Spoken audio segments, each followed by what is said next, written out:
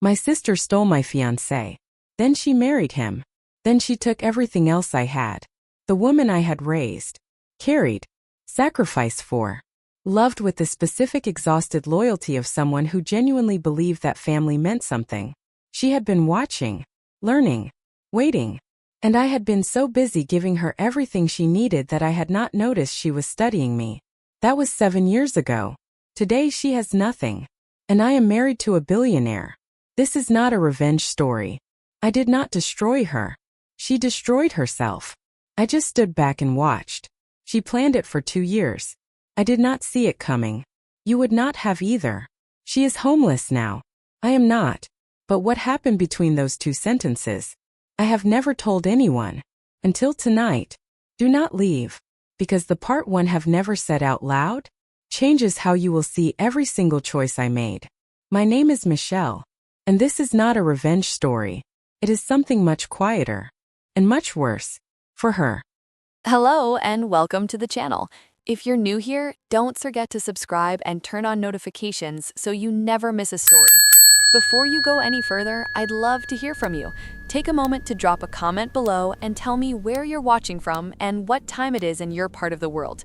Whether you're tuning in from the United States, Canada, Australia, the United Kingdom, South Africa, or anywhere else, it truly means a lot to know you're here.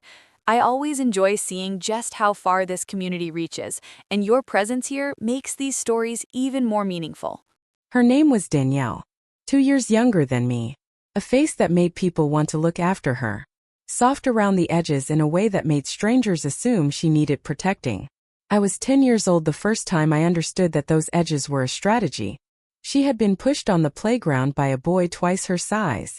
I got between them. Pushed him back. I got detention. She got ice cream on the way home. My mother held her hand all the way there.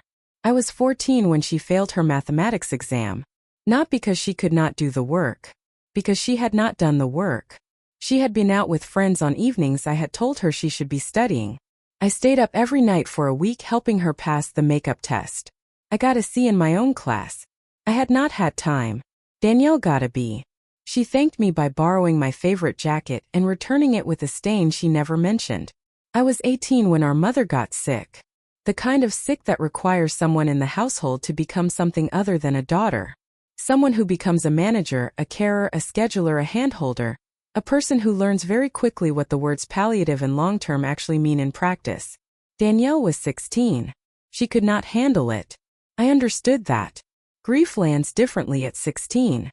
I told myself she needed space to process it in her own way. She processed it at parties. She processed it at sleepovers and weekend trips and late returns that smelled like other people's houses. And I cooked and cleaned and sat in waiting rooms and held my mother's hand through the parts that Danielle was not there to see. When it was time for university, I paid for hers. $7,000 I had been saving since I was 15. Money I had been planning to use for my own tuition. I delayed my own studies by 2 years to give her that money. She never offered to pay it back. Not once. Not a conversation about a payment plan. Not even a conversation that acknowledged the money was mine in the first place. She received it the way she received everything I gave her. As though it had always been hers and I was simply the mechanism by which it arrived.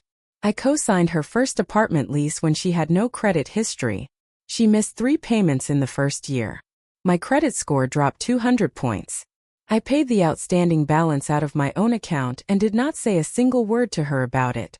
Because I told myself that is what family does. Because I told myself she was still young. Because I told myself that one day she would understand what these things had cost me, and she would be grateful in a way that mattered. I gave her my car when hers stopped working. I took the bus for 6 months. In winter. In rain. At 6 in the morning and again at 9 at night. She drove my car to a social event 2 weeks after I gave it to her and posted photographs on social media, with a caption about finally feeling like herself again. She did not tag me. I introduced her to people I had spent years building relationships with. Contacts who could open doors in her field. People who agreed to meet her as a favor to me. She showed up late to 3 of those meetings. She arrived unprepared to the 4th. She canceled the 5th without explanation. And I vouched for her every single time. I called those people afterward and explained and apologized and made excuses that I knew even as I made them were not true. She never said thank you. Not in any way that required her to actually mean it. There were words, hugs, performances of gratitude that looked correct from a distance. But gratitude that is performed has a specific quality that you learn to recognize over time. It is always slightly warmer than necessary, slightly more effusive, designed to close the conversation before the conversation can turn into a reckoning. Danielle was very good at closing conversations before they could turn into reckonings. I was 27 when I met David. He was an architect, steady in a way that felt chosen rather than accidental, patient in a way that did not feel like passivity.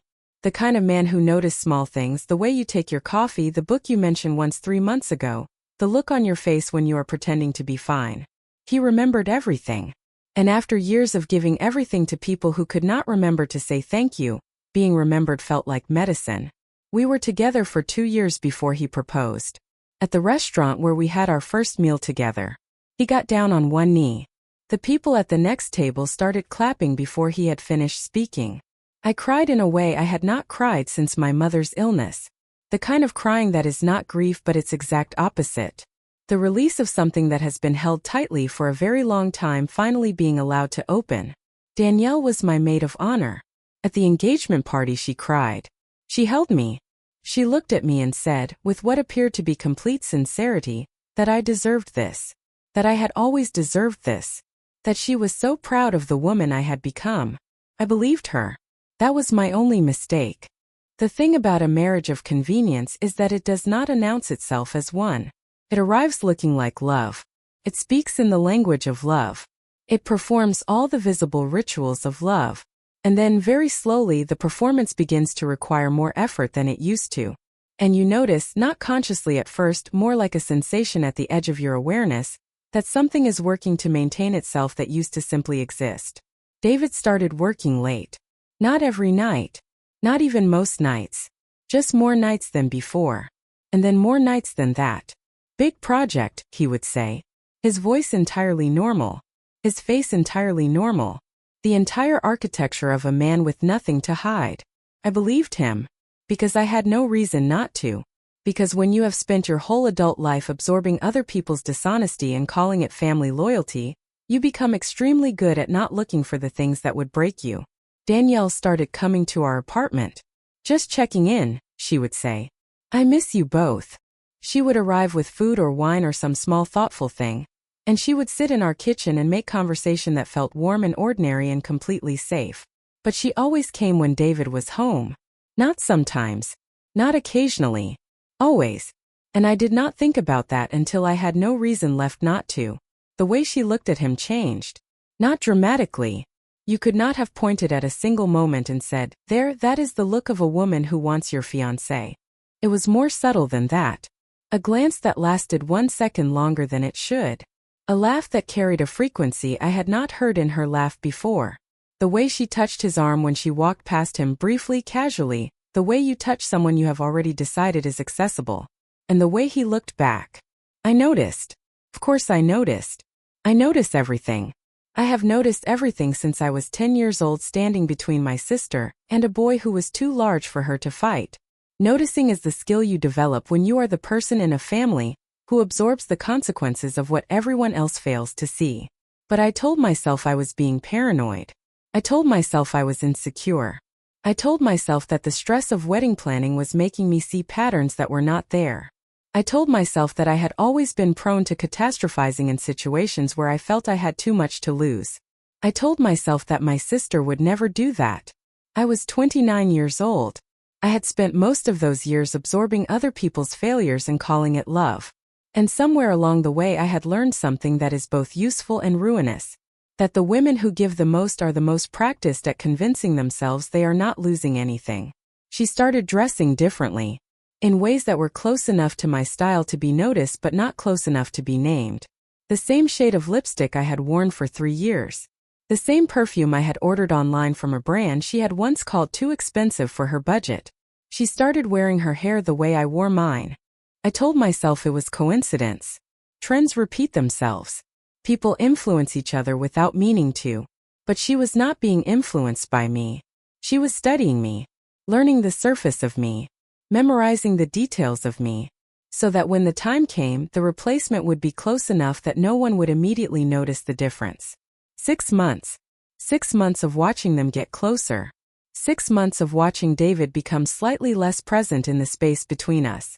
6 months of watching my sister become someone I was beginning not to recognize. 6 months of telling myself that I was the problem, that my anxiety was the thing distorting reality, that if I just calmed down and trusted more and gave more and was more patient, everything would be fine. And then I found the messages. I was not the kind of woman who checked phones. I believed in privacy, not as an abstract principle but as a practical commitment. I believe that the moment you begin searching for evidence, you have already accepted a version of a relationship that cannot be recovered from even if the search turns up nothing. Either you trust someone or you do not. And I had decided consciously every day for 2 years that I trusted David. His phone was on the kitchen counter when he went to shower. It lit up. Then again. Then a third time in quick succession, the way phones light up when someone is in the middle of saying something in real time. I glanced at it. The notifications were from an app one did not recognize. But I had seen him open it once weeks before from across the room. I remembered the icon, the color of it, the precise way he had turned the screen slightly away from me when he realized I was looking. I never forget anything. Picked up his phone. I opened the app. Hundreds of messages. Months of them. Scrolling back through time in both directions, backward into weeks before we had even started having problems, forward up to an hour ago. Some from nights he had called me on his way home from the office. Some from mornings he had kissed me at the door and told me he loved me before I had finished my coffee. Some from the week I planned our engagement party. I cannot stop thinking about you. When are you going to tell her? She does not understand you the way I do. I love you. Soon. Promise. Soon. And her replies. My sister's replies. I know. I love you too. She had her chance. Now it is my turn. You deserve someone who actually sees you. Someone who is not so desperate. Desperate. That was the word she used for me. The woman who had paid her tuition. Who had co-signed her lease. Who had given her a car and taken a bus in the rain for 6 months and never once, not once, asked for anything in return. That woman was desperate. I read every single message. Standing in the kitchen of our apartment, the apartment we had chosen together, the apartment where I had cooked his meals and held his worries and believed, completely and without reservation, that what we were building was real. I read everything. Some messages were ordinary. Lunch plans. Complaints about traffic. The entirely unremarkable texture of two people so comfortable with each other they have stopped needing to be interesting. Those were almost worse than the intimate ones. Because intimacy can be explained away. Desire can be rationalized. But the mundane messages, the ones about what to have for dinner and whether a film was worth watching, those prove something that passion alone does not prove. They prove that she was woven into every ordinary hour of his day. That she had not just taken his desire. She had taken his daily life. The one he was supposed to be building with me. Some messages were cruel. Not about me by name. But about the life we shared. The apartment he described as suffocating. The future he was already redesigning in his head to include her instead of me. The way he characterized our relationship. The word he chose echoing hers. Small. He described what we had as small. When David came out of the shower, I was still standing in the kitchen. His phone in my hand. My face completely still. He looked at me. And his face did not show guilt. It did not show shame or fear. Or the stumbling readiness to explain. It showed the specific expression of a man who has been caught in the middle of something and is deciding in real time whether to apologize or to be annoyed that he has been inconvenienced. He chose annoyance. What are you doing with my phone? Flat. Measured. The tone of someone who considers themselves the wronged party. I asked him if he loved her. He said no. I asked him if he wanted to be with her. He did not answer. That silence told me everything I had not wanted to know for 6 months.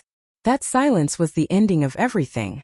And it was also, although I could not have known it then, the beginning of everything else. I did not scream at David. I did not throw things. I did not cry. I did not give him the satisfaction of watching me fall apart in real time. I put his phone down on the counter. Very carefully. Very precisely. The way you put down something you do not want to break because breaking it would cost you more than leaving it intact. Then I walked past him. Out of the kitchen. Down the hallway. Out of the apartment. He called my name once. Maybe twice. I do not remember. I do not remember closing the door. I do not remember getting into my car. But I remember the drive. 47 minutes to my mother's house. The house I had helped pay for. The house where Danielle still lived because she had never left, because she had never needed to, because someone else had always been there to carry her. I did not call ahead. I did not text. I just drove. And I thought about the messages the whole way. Not the intimate ones. Those were too fresh. Those still had edges that cut when I touched them. I thought about the ordinary ones. The ones about dinner. About traffic. About whether to watch a film she had already seen. Those were the messages that proved something I could not unprove. She had not just taken him. She had replaced me. Incrementally. Patiently. Invisibly. She had studied my life and then stepped into it. And I had not noticed because I had been too busy living it. My mother was surprised to see me. It was late. Past 10. She was in her nightgown watching television in the dark, the way she had done every night since my father died. Michelle? What is wrong? I told her I needed to see Danielle. She is in her room. What is going on? I did not answer. I walked past my mother the way I had walked past David. Not out of cruelty. Out of momentum. The momentum of a woman who has already decided something and will not be stopped. Danielle's door was closed. I did not knock. I opened it. She was sitting on her bed. Her phone in her hand. Her face lit by the screen. She looked up. For 1 second, one single unguarded second, her face showed me something real.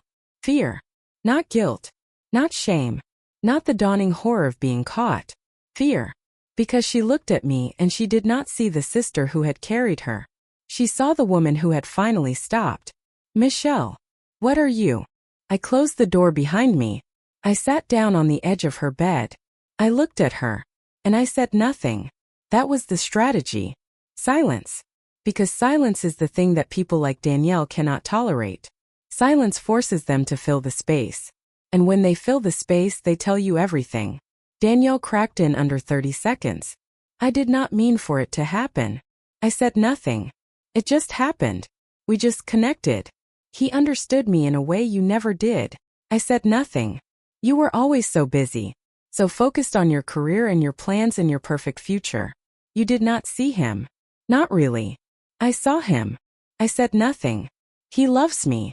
Not the way he loves you. He loves me differently. Deeper. He said. I asked her how long. She hesitated. 8 months. 8 months. While I tasted wedding cakes. While I chose flowers. While I sent invitations to our family and our friends and everyone who believed we were building something real. 8 months of her lying to my face. 8 months of her hugging me and crying and telling me I deserved to be happy. 8 months of her performing love while she dismantled my life. Did you ever feel guilty? She looked at me.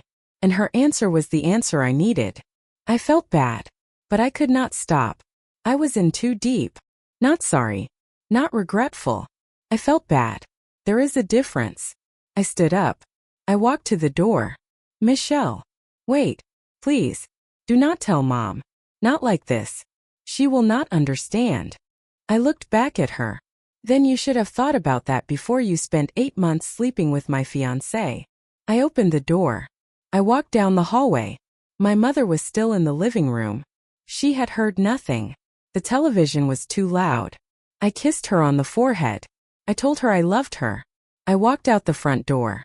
And I did not go back to that house for 7 years. David did not call. He did not come to my apartment. He did not send flowers. He did not do any of the things a man who had just been caught betraying his fiancée might do to demonstrate that he was sorry. He sent a text. 3 years of relationship. A proposal. A future. A wedding that was supposed to happen in 4 months. Ended with a message I could have sent to a coworker. I cannot do this. I am sorry. I love someone else. That was it. No explanation. No apology that required any effort. No acknowledgement of what he had done or who he had done it to. Just words. Flat words. Words designed to close a door. I did not reply. I did not call him. I did not show up at his apartment or his office or anywhere else he might have expected me to appear.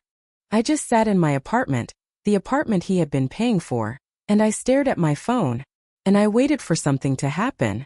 Something did. He stopped paying the rent. 3 days after the text. No warning. No notice. Just a call from my landlord asking if I was aware that the account had been closed. I was not. I called David. He did not answer. I called again. He did not answer. I sent a text. The rent. You said you would cover it until I found something else. His reply came an hour later. Talk to Danielle.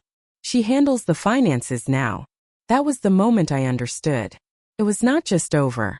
It had been replaced. I had been replaced. In every possible way. The apartment. The future. The man. Even my name on the lease. All of it was gone. Danielle and David were engaged within 3 months of that text. I found out through Instagram.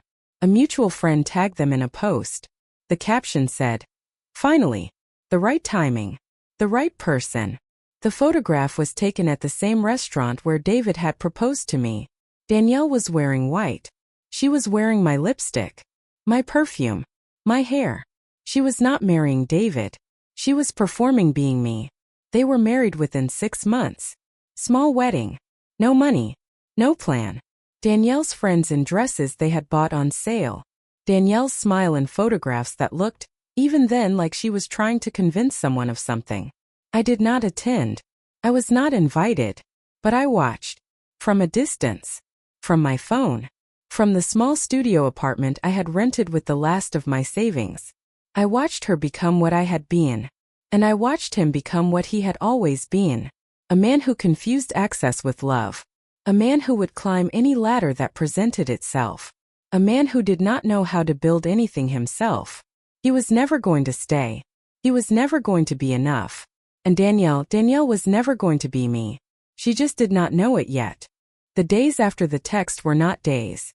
They were a fog. A gray, shapeless, endless fog that stretched in every direction. I did not eat. I did not sleep. I did not answer my phone. My mother called. I let it ring. My friends called.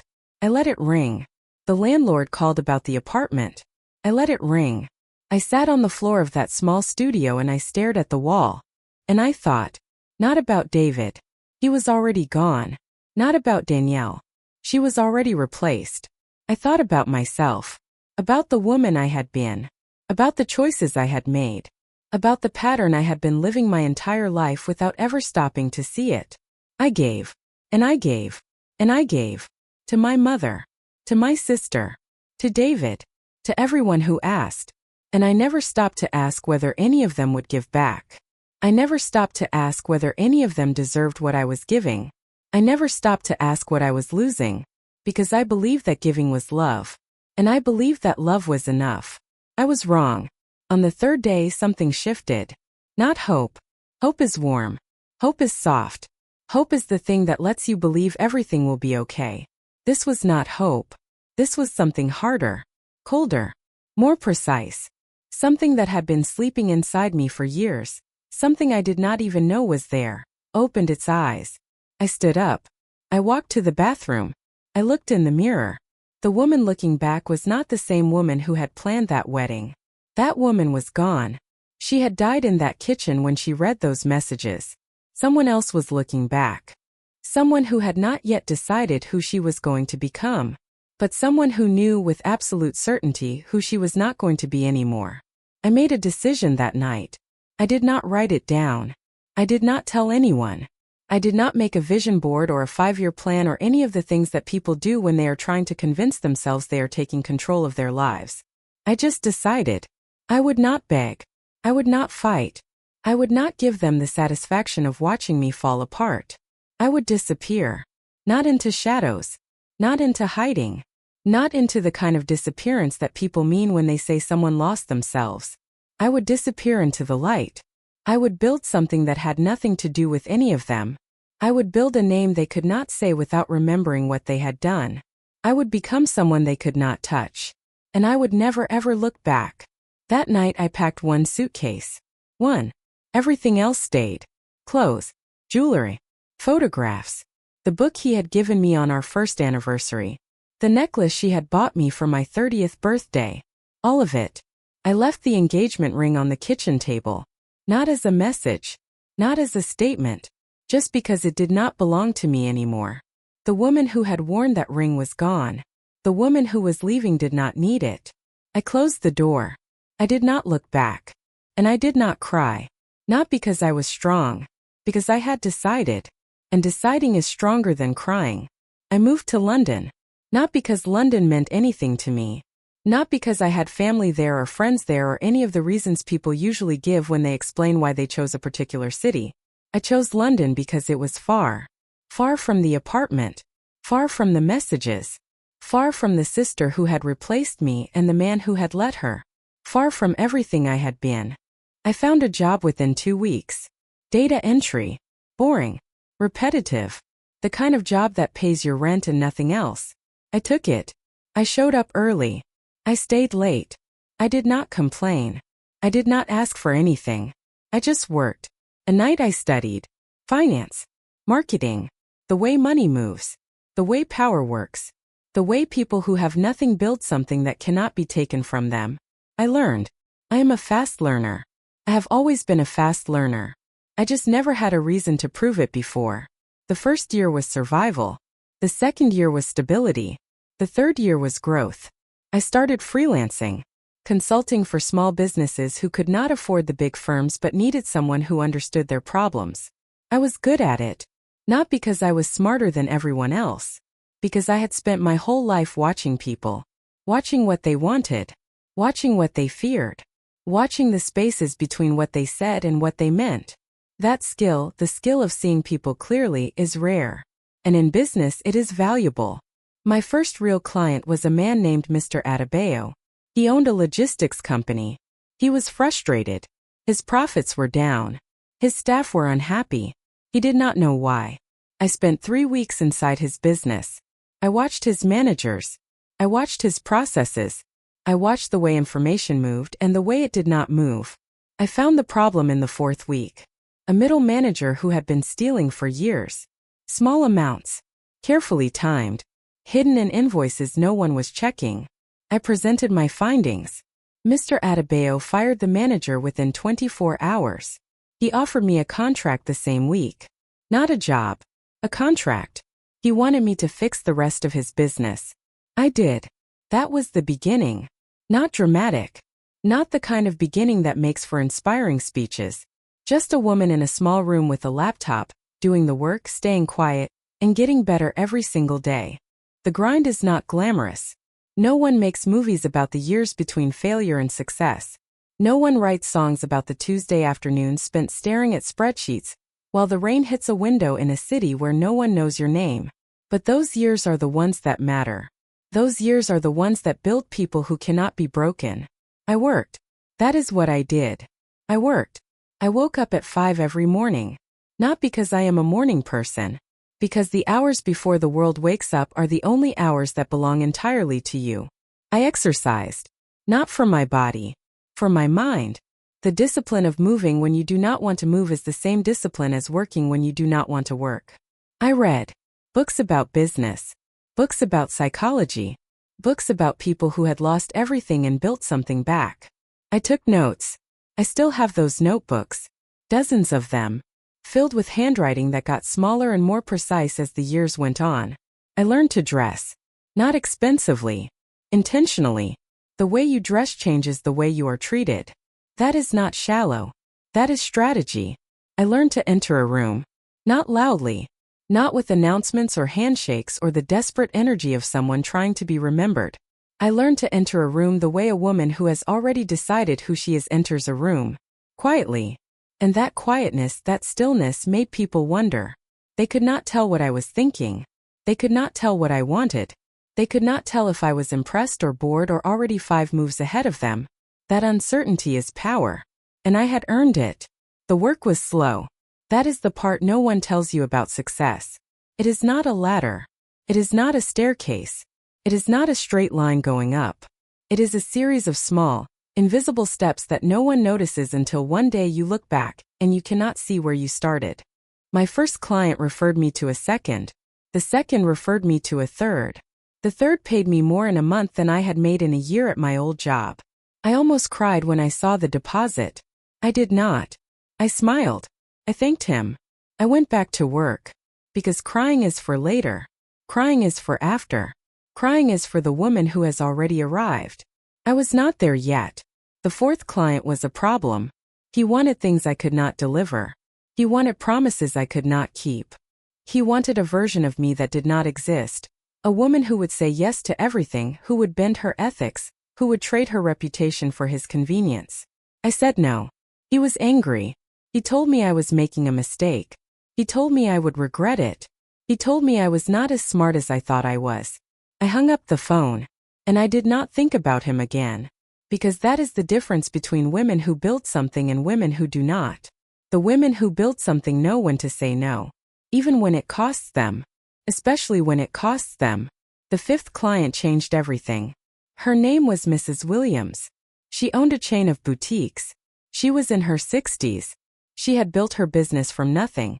A single shop, a single sewing machine, a single dream that everyone told her was too small to matter.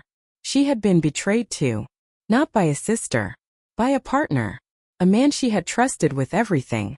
A man who had walked away with half her business and none of her regret. She looked at me across her desk and she said, "I know what you are." I did not flinch. What am I? Hungry. Not for money. For something else. What? Proof. She hired me that day. We worked together for 3 years. She taught me things no book could teach. How to read a balance sheet. How to negotiate a contract. How to walk away from a deal that smelled wrong. How to trust your instincts when everyone else is telling you to ignore them. I taught her things too. How to use social media. How to reach younger customers.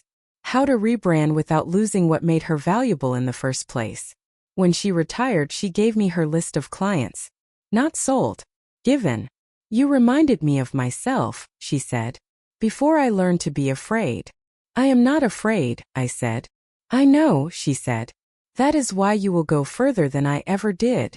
5 years. 5 years of work. 5 years of silence. 5 years of building something that had nothing to do with any of them. My name was on a building. Small building. Hers. But mine. I stood outside it on the day the sign went up. I stood there for a long time. I did not cry. I did not take a photograph. I did not call anyone. I just stood there. And I thought about the woman who had packed one suitcase and left everything else behind. I thought about the woman who had taken the bus in winter while her sister drove her car. I thought about the woman who had read those messages in her kitchen and felt something die. That woman was not me anymore. That woman was a stranger. I had buried her. Not in a grave. In a life. And the woman standing outside that building, the woman with her name on the wall, she was someone else entirely. Someone they had never met. Someone they could never touch. Someone who had already won. 7 years after London, I met Alexander. Charity gala. The kind of event I attended now because my presence meant something. Not because I wanted to be seen.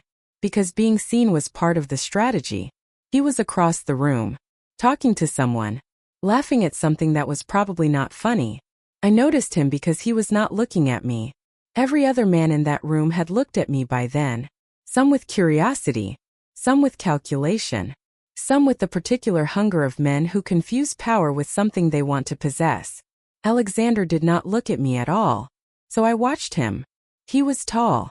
Not in a way that demanded attention. In a way that suggested he had never needed to demand anything. He moved through the room like someone who had been in rooms like this his whole life. Not performing ease. Just easy. He asked me to dance. I said no. He asked me again. Why? Because you are the only person in this room who is not trying to impress anyone. I said yes. We danced for one song. Then we talked for 3 hours. Not about money. Not about business. Not about the kind of things people talk about at galas to convince each other they are important. About life. About pain. About the people who had hurt us and the people who had saved us. I told him about Danielle. Not the polished version. Not the version I told when I wanted people to understand how far I had come. The real version. The version with edges. The version that still bled if you touched it wrong. He did not look at me with pity. That was the first test. Most people look at you with pity when you tell them about betrayal. Pity is the reflex of people who do not know what else to do. Alexander did not look at me with pity. He looked at me with respect. You survived, he said. I did not just survive, I said. I won. He smiled. I know. That was the moment I understood something. He was not impressed by my money. He had his own. He was not impressed by my name. He had never heard of it before that night. He was impressed by what I had built. By the distance I had traveled. By the woman I had become without anyone's help. And that was rare. Most men wanted something from me. Access. Validation. The particular kind of status that comes from being seen with a woman who has her own power. Alexander did not want anything from me. He just wanted to know me. That is how I knew he was different. We saw each other again the next week. And the week after that. And the week after that. He did not rush. He did not push. He did not perform the rituals of courtship that men learn when they are trying to convince you of something. He just showed up. Consistently. Quietly. Without expectation. I had never been with a man like that before. Every man I had known wanted something. David wanted my stability. Other men wanted my body or my attention or the way I made them feel about themselves. Alexander wanted nothing. That was what made me trust him. I told him the whole story one night. Not the edited version. The full version. The version I had never told anyone because I was afraid they would look at me differently. He listened. He did not interrupt. He did not offer solutions. He did not tell me I should forgive her or that holding on to anger was poisoning me or any of the things that people say when they do not understand that some wounds do not heal, they just become part of you. He listened. And when I was finished, he said, "She does not deserve your forgiveness. And you do not owe it to her." That was the moment I knew. Not because he said the right thing. Because he understood that some things are not forgivable. And he did not ask me to pretend otherwise. He asked me to marry him 6 months later. Not at a restaurant. Not on one knee. Not with an audience. In his kitchen. On a Tuesday. While I was washing dishes. "I want to spend the rest of my life with you," he said. "Not because I need you. Because I want you. And I am afraid of losing you." I said yes before he finished speaking. Because that is the difference between David and Alexander. David proposed because he wanted a future. Alexander proposed because he was afraid of losing the present. One is ambition. The other is love. Our wedding was in the papers. Not because we invited them. Because we could not stop them. Alexander's name carried weight. And when a man with his name marries a woman with my story, people want to write about it. I did not read the articles. I did not need to. I knew what they would say. The mysterious woman. The rise from nothing. The empire built in silence. None of them knew the real story. None of them knew about Danielle. About David. About the messages and the silence and the woman I had buried to become who I was. That was fine. The real story was mine. I did not need them to know it. I only needed them to see what I had built. Our estate had gates. Gardens. Staff who knew my name and my preferences and the particular way I liked my coffee in the morning. It was not about the money. The money was just proof. Proof that I had done what they said I could not do. Proof that I had survived what should have destroyed me. Proof that the woman they had tried to bury was standing exactly where she belonged. Charity dinners. Board seats. Conference invitations. My name in publications for reasons I chose. Not because I was someone's sister or someone's fiancé or someone's victim. Because I was Michelle. And Michelle was someone they had created. Not Danielle. Not David. Me. Danielle's voicemail came 3 years after the wedding. "Michelle. I saw the photos. You look beautiful. I'm happy for you." I deleted it without listening to the end. Not out of cruelty. I was simply not interested. That is the freedom no one tells you about. The freedom of no longer being interested in the opinions of people who once had power over you. She called again a year later. I did not answer. She texted. Something about our mother's health. Something about needing to talk. Something about family. I replied to the message about our mother. I did not reply to the rest. Our mother was sick again. The same illness. The same slow, patient erosion of the body that had carried us both. Danielle was alone with her now. I sent money. I arranged care. I did everything that needed to be done. I did not visit, because visiting would have meant seeing Danielle, and seeing Danielle would have meant pretending, and I was done pretending. Our mother died on a Tuesday. I flew home for the funeral. I sat in the front row. I did not look at Danielle. After the service she approached me. Michelle. Danielle. You look. I know what I look like. She nodded. Swallowed. Looked at the ground the way she had looked at the ground when she was 16, and she had come home smelling like other people's houses. I'm sorry. For what? Everything. I looked at her. The woman standing in front of me was not the woman who had taken my fiancé. That woman had been sharp. Hungry. Certain. This woman was tired. Worn. Hollow in a way that had nothing to do with age. Your apology means nothing to me, I said. She flinched. I know. Then why did you say it? Because I had to. I turned around. I walked to my car. I did not look back. That was the last time I saw her. David lost his job within a year of the wedding. Not because of the economy. Because of who he was. He had climbed using other people's ladders. He had built nothing himself. And when the people who had carried him decided to stop caring, he fell. He could not find another job. His reputation followed him. The whispers. The questions. The deals that had looked too good to be true and turned out to be exactly that. He started drinking. Not heavily at first. A glass of wine at dinner. 2, 3. The kind of drinking that people explain away because they do not want to name what is happening. He started breaking things. Not her. Things. Doors. Plates. The frame of their wedding photograph. Danielle had never worked. Michelle had done everything for her. Without Michelle she had no skills, no income, no framework for survival. She had spent her whole life being carried. And now no one was carrying her. The baby came 2 years into the marriage. A daughter. They named her Grace. I heard about it through the same mutual friends who had told me about the wedding. I did not react. I did not send a gift. I did not reach out. The child was innocent. The parents were not. David left when the baby was 6 months old. Just stopped coming home. No explanation. No goodbye. No note on the kitchen table. He left a text. I can't do this. I'm sorry. The same words he had sent to me. Danielle was alone. With nothing. With a baby she could not afford. With a life she had built on ground that was never solid. She called me. I did not answer. She called again. I did not answer. She sent a message. Please. You're my sister. I have nowhere else to go. I read it. I put my phone down. I did not reply. That was the moment I understood something I had not understood before. Danielle did not destroy me. She saved me. If she had not taken David, I would have married him. If I had married him, I would have been miserable. If I had been miserable, I would have spent my whole life carrying someone who would eventually leave anyway. She did not take my future. She cleared the path for a better one. She just did not know it. Without me she was nothing. That is not a brag. That is a fact. The same way gravity is a fact. The same way water is wet. The same way the sun rises in the east. She had consumed everything I gave her and called it love. But it was never love. It was dependency.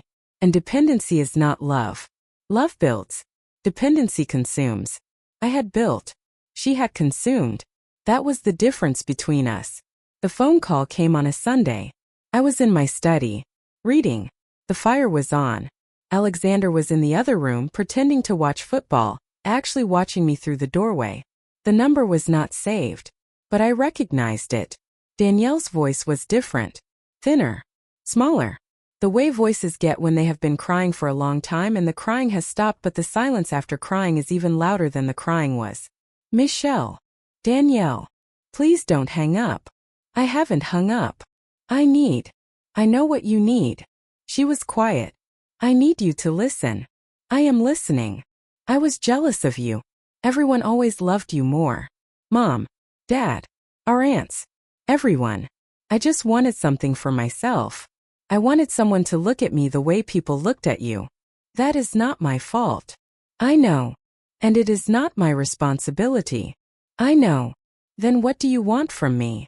She was quiet for a long time. Grace. What about her? She is innocent. I know. I have nothing. I can give her nothing. She deserves. What? More than me. I was quiet. The fire crackled. Alexander appeared in the doorway. I looked at him. He understood something was happening. He did not come in. He just stood there. Present. Waiting. I will set up a trust for Grace. Danielle started crying. Her education.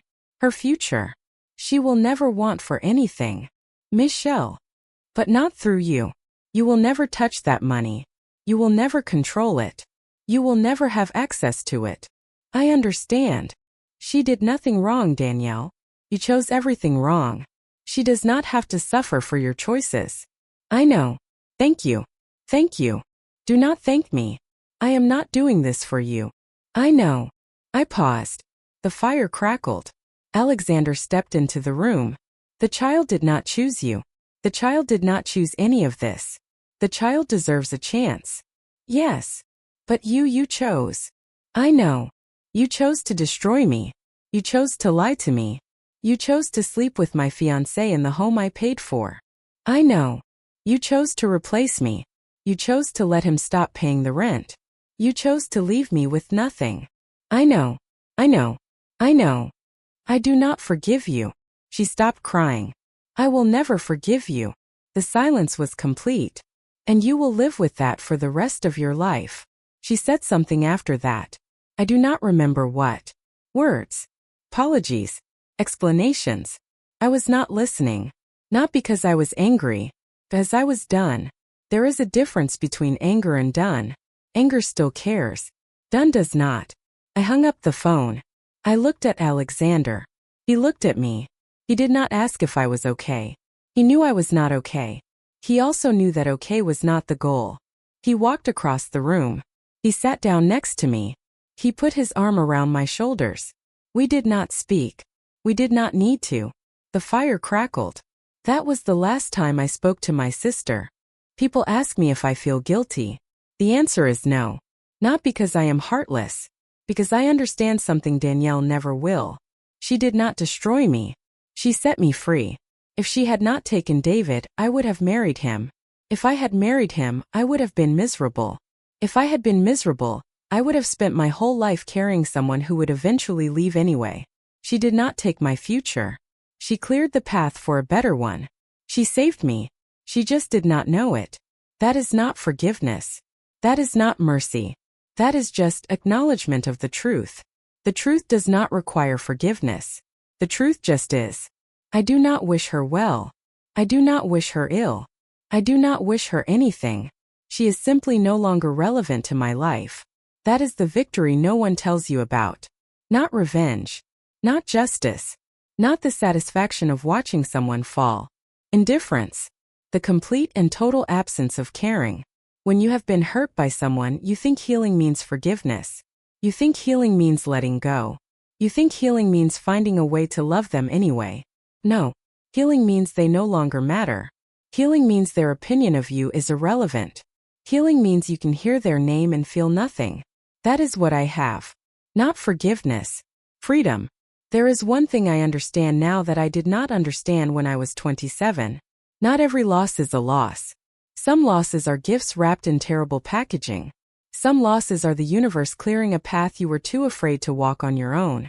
Some losses are not losses at all. They are redirections. I lost my sister. I lost my fiancé. I lost my home. I lost my future. I lost everything I thought I wanted. And every single one of those losses was necessary. Because the woman who wanted those things was not the woman I was meant to become. That woman was small. She was scared. 67. She was giving everything she had to people who did not deserve it because she was afraid of being alone. The woman I am now does not give anything to people who do not deserve it. The woman I am now is not afraid of being alone. The woman I am now knows that alone is not lonely. Alone is freedom. Alone is space. Alone is the room you need to build something that belongs entirely to you. I am not saying this to be inspirational. I am saying it because it is true. And someone listening right now needs to hear it. Someone listening right now is sitting in the rubble of a betrayal. Someone listening right now is wondering if they will ever feel like themselves again. Someone listening right now is afraid that what was done to them has permanently defined the ceiling of what they can become. It has not. I know because I have been there. I know because I have sat in that rubble. I know because I have wondered if I would ever feel like myself again. And I am here to tell you, you will. Not because it is easy, because you are still here. And being here is enough. You do not need to forgive them. You do not need to wish them well. You do not need to find peace with what they did. You just need to build. Build something that has nothing to do with them. Build something they cannot touch. Build something that proves every single day that they did not win. Her life is a warning. Mine is a masterpiece. And some women rise so high that the people who hurt them become invisible. That is what I have become. Invisible to them. Not because I am hiding. Because I am standing in a place they cannot reach. I do not check on Danielle. I do not wonder about David. I do not look at their social media or ask mutual friends how they are doing. I simply do not care. Not because I am cold. Because I am full. Full of my own life. My own work. My own love. My own future. There is no room for them. There has not been for a long time. And that is the victory. Not revenge. Not justice. Not the satisfaction of watching them fall. Just a life so full that there is no space left for the people who tried to destroy you. Build that. Build that and you will understand everything I have told you tonight. She thought she buried me.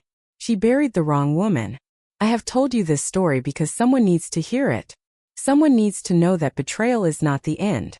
Someone needs to know that the people who hurt you do not get to write the final chapter. You do. Only you. I did not plan any of this. I did not set out to become someone they could not touch. I just survived. And then I kept surviving. And then one day I looked up and surviving had become thriving and thriving had become winning and winning had become a life so far beyond what they could imagine that they became irrelevant. That is what I want for you. Not revenge. Not justice. Not the satisfaction of watching them fall. Just irrelevance. The day you wake up and realize you have not thought about them in weeks. The day you hear their name and feel nothing. The day you look at your life and realize it has nothing to do with anything they did or did not do. That day is coming. But you have to build it. No one can build it for you. You have to do the work. You have to sit with the silence. You have to pack the suitcase. You have to move to the city where no one knows your name. You have to become someone they cannot touch. And you can. I did. Build a life they cannot touch.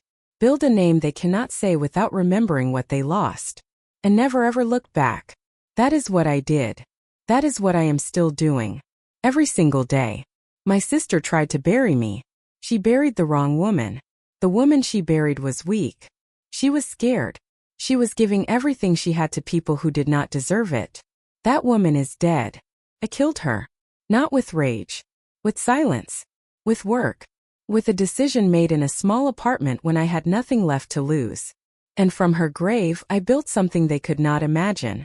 Thank you for staying with me until the end. I know this story was long.